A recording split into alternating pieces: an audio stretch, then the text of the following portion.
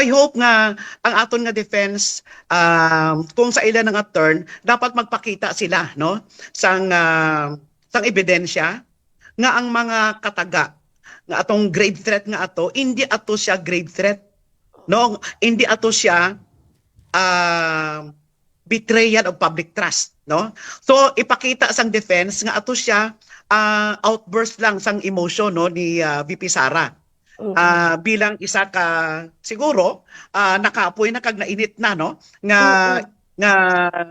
vice president or ordinary citizen sa iya nga presidente no so kag inang mga ginhambal niya hindi na siya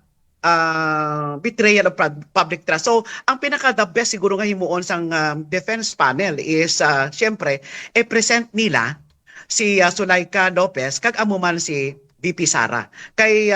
it should be coming from the mouth of VP Sara nga